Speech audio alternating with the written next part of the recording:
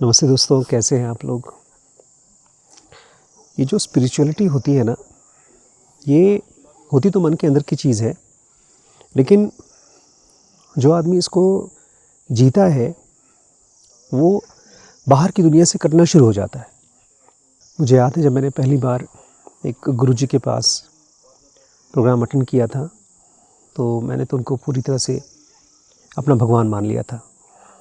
और जैसे ही आप किसी को गुरु मानते हैं, भगवान मानते हैं, तो डेडिकेशन दे सकते हैं, आप उनको रिस्पेक्ट दे सकते हैं, सेवा दे सकते हैं, लेकिन उसके बदले में आपको क्या चाहिए? आप खोजते हैं एक्सपीरियंस। अभी मैं एक भाई साहब से मिला तो उनको बता रहा था कि आजकल हम लोग ये बुक है डेस्टिनी ऑफ सोल्स, इसके ऊपर हम लोग वीडियोस बना रहे हैं। तो वो बोले कि मैं तो किताबें बहुत कम पढ़ता हूँ, ख़ासतौर से स्पिरिचुअल बुक्स बहुत कम पढ़ता हूँ, क्योंकि मुझे जो कुछ भी चाहिए होता है वो सब नेचर से मिल जाता है। फिर और थोड़ी बहुत बात करने के बाद पता चला कि उनके एक गुरु हैं, वो केवल उन्हीं की किताबें पढ़ते हैं। वो गुरु का नाम अभी फ़िलहाल मैं नहीं लूँगा, वो बहुत बड़े गुरु हैं, ऑल ओवर द वर्ल्ड बहुत फेमस आदमी हैं। जब आप किसी को अपना गुरु बना लेते हैं या मान भी लेते हैं कि यही मेरे गुरु हैं, तो एक तरह का इंक्वायरी बंद हो जाता है आपका। जो खोज होती है, ऐसा लगता है जैसे कि आपके पास एक नल है, उस नल में से जितना आपको प्यास लगी है पानी मिल जाएगा। तो आपके जो गुरुजी हैं वो आपका नल हो जाते हैं, जिसमें से आप अपना पानी निकाल के पीते हैं। नहीं, मुझे याद है एक हमारे भी स्टूडेंट हैं, बम्बई में रहते हैं, तो उनको मैंने एक बुक गिफ्ट करने के लिए कहा कि मैं बुक दे रहा हूँ। तो बोलने लगे कि सर, मुझे जो कुछ भी सुनना होता है आपके मुंह से सुन लेता हूँ, बस मेरा काम हो जाता है। ये मेरे लिए नई बात थी। फिर मैंने उनको समझाया कि कभी भी किसी को भी फिज़िकल वर्ल्ड में अपना गुरु बना करके मत रखो, क्योंकि जैसे ही आप की शादी करते हैं तो एक लाइफ पार्टनर चाहिए, लेकिन गुरु स्पिरिचुअल वर्ल्ड में आपके अपने अंदर में जो आपकी आत्मन है, उसके अलावा और कोई नहीं हो सकता फिज़िकल वर्ल्ड में। अगर कोई गुरु होना ही चाहिए तो आपके मल्टीपल गुरुज होने चाहिए। मैंने पिछले 20 सालों में कम से कम 100 अलग अलग टीचर से, मास्टर से सीखा है। आज भी सीखता रहता हूँ। सूरज मेरा गुरु है, आसमान मेरे गुरु हैं, किताबें मेरी गुरु हैं।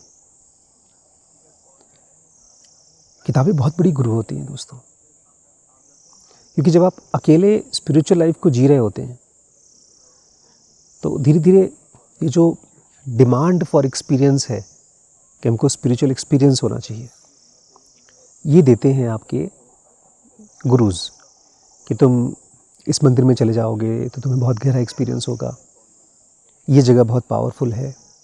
अक्सर ऐसा होता है कि वो लोग अपना एक आश्रम बनाते हैं। हम भी चाहते हैं कि हमारा जिनों का आश्रम बने, लेकिन उस जगह की इंटेंसिटी, उस जगह की पावर इसलिए होती है क्योंकि आप रिसेप्टिव होते हैं। ये जो एक्सपीरियंस की भूख है स्पिरिचुअल वर्ल्ड में, ये बहुत ख़तरनाक है। इसकी वजह से बहुत से लोगों का बिजनेस चलता है, धंधा चलता है,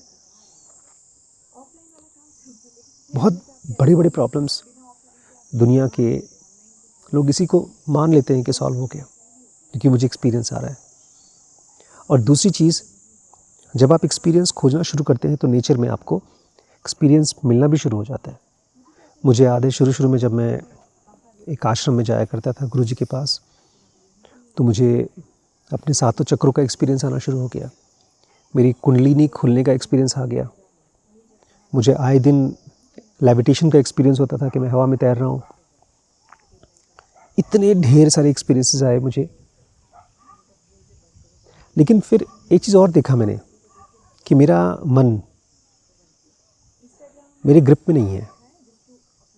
जिस तरह से मैं दुनिया को समझता हूँ, जिस गहराई से मैं दुनिया को पकड़ पाता हूँ, जी पाता हूँ, वो केवल एक्सपीरियंसेस से सॉल्व नहीं होता है।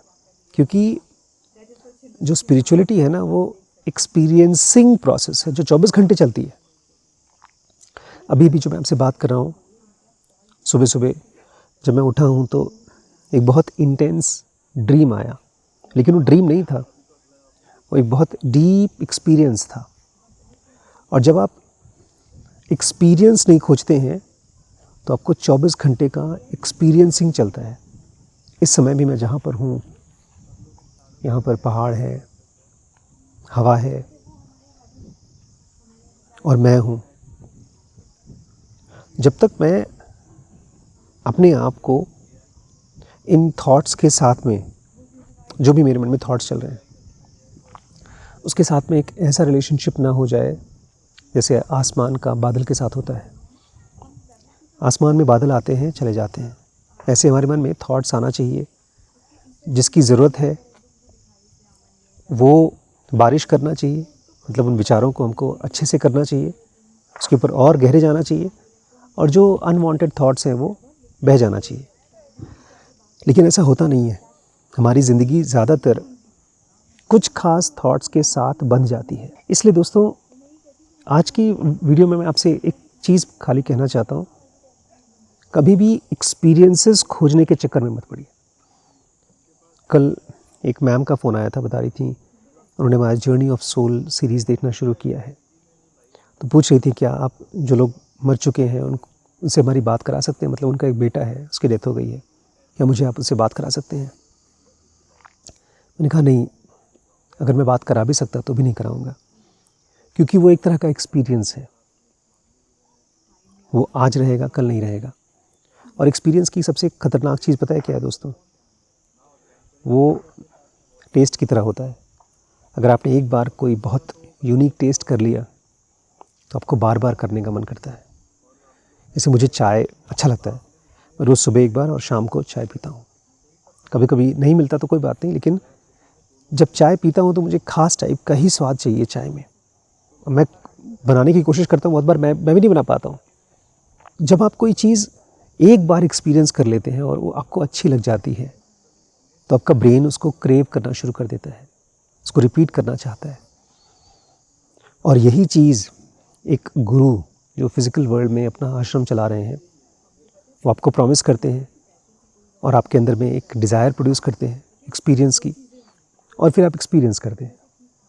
मुझे याद है जब मैंने पहली बार कल की आश्रम में गया था, मुझे एक्सपीरियंस आया था कुंडलिनी खुलने का। ऐसा लगा था जैसे मेरी एनर्जी मेरी रीढ़ की हड्डी में से नीचे से ऊपर की तरफ उठ रही है और यहाँ सर के पास आकर के कुछ फटा, और फिर मैं करीब 10 दिन के लिए ऐसा फील करता था जैसे आसपास की जो भी चीज़ मैं देख रहा हूँ मैं ही हूँ, जो भी चीज़ सुन रहा हूँ कितना भी दूर है मैं उसको सुन पा रहा हूँ। ये चीज़ मेरे साथ 10 दिन तक रही,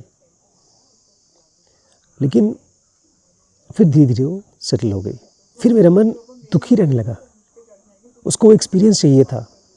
उसको जिस आश्रम में गया था मैं, वो लोग उसको वननेस का एक्सपीरियंस बोलते थे। उसको मैंने कई बार एक्सपीरियंस किया, लेकिन फिर धीरे धीरे मुझे समझ में आ गया कि ये एक ऐसा एक्सपीरियंस है जो नशे की तरह है, उसकी क्रेविंग हो गई। इसलिए दोस्तों, दुनिया को समझने का और जीने का एक अपना तरीका होना चाहिए। किसी को भी आप अपना गुरु का दर्जा मत दीजिए, नहीं तो आपके अंदर जो गुरु हैं, हम सब के अंदर में एक गुरु है, एक डिवाइन फ्रैगमेंट आत्मन। कृष्ण भी अर्जुन को यही बताते हैं गीता में कि मैं तुम्हारे अंदर में रहने वाला गुरु हूँ। और तब पता है क्या होगा, धीरे धीरे आपके आसपास छोटी से छोटी चीज़ भी आपको सिखाएगी। ठीक है।